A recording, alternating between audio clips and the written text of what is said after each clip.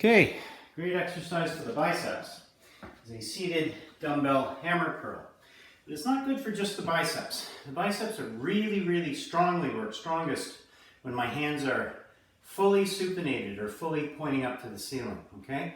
They start to disengage a little bit as my hands rotate in, which is why I don't use the easy curl bar, the one that's wavy, as much as some others might, because I really like to hit the biceps.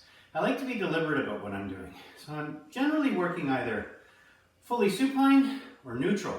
And this is called a hammer curl. Still working the biceps, but now I'm starting to target more muscles like the brachialis, which sit kind of right underneath the biceps. Brachioradialis, which sits on my forearm. So it's good to do once in a while. Just mix it up. And why am I wearing this funky device? This is called an arm blaster. I'm going to turn sideways and I'm going to show you. What it prevents me from doing is letting my arms sink backwards, because I will see people in a gym doing this when they curl. It's half a row. It's half a rowing motion. I'm using my back almost as much as I'm using my biceps. That's one of the mistakes I see, and then I see other people curling up and only coming down partially, right? They use too much weight and they don't use a full range of motion. So I want to use this device to model for you the position that your arms should be in, okay?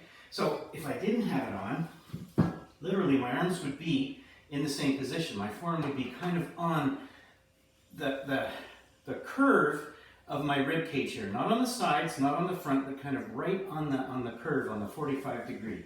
And I'm going to try and, if I was doing a flat curl, I would have my hands facing up as much as possible. But this is a hammer curl, so it's in a hammer position, right? I can either do alternating hammer curls or I can do them both together. I'm going to demonstrate doing them both together here. There's many different ways of doing it. But I'm going to wear this device because I want you to see the proper position that the arms are supposed to stay in. They are not supposed to move backwards when I'm curling, okay?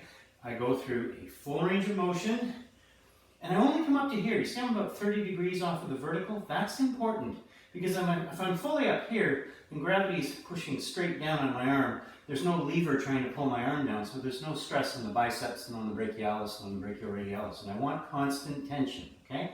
Down, I don't pause here, up, pause briefly. Breathe in, out, in, out. I like to look at myself in the mirror when I do this, not because I want to check myself out, but I really want to check my form, okay? I really want to be focusing on my full range of motion. Am I pausing? Am I doing everything right? And I really actually want to look at the muscles as I'm working them and try and get a mind-muscle connection going. Like really get that feeling, feel that muscle working, okay? So here we go. Seated dumbbell hammer curl. I like these benches because I can put my feet up. And breathe in and out.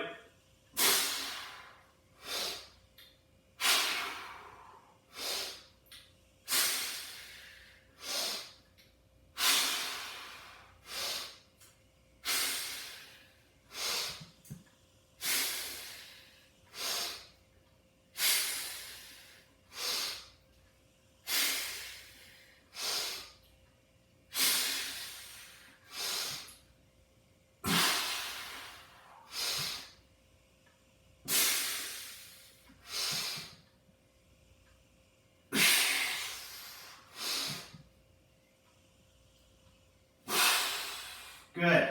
Okay. I take a rest and I do my next set. What I want to point out here is I'll see guys in the gym doing hammer curls like this. They alternate. 1, 2, 3, 4. I wouldn't actually alternate like that. Why?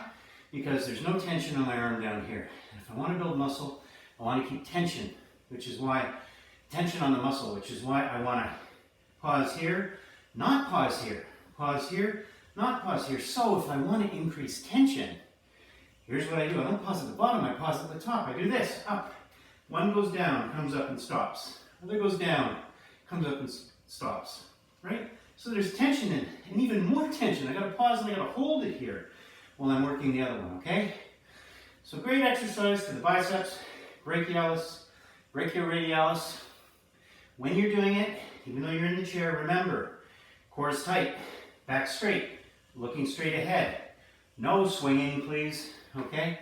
No, and again, no bringing the arms back when you're doing this, okay? Drop the weight so that you can get proper form, full range of motion. You'll really get the contraction on the muscles that you want. You might not lift as much weight, but your muscles will grow, which is, you gotta ask yourself the question, what do you want? Okay, so there it is, seated dumbbell hammer curl.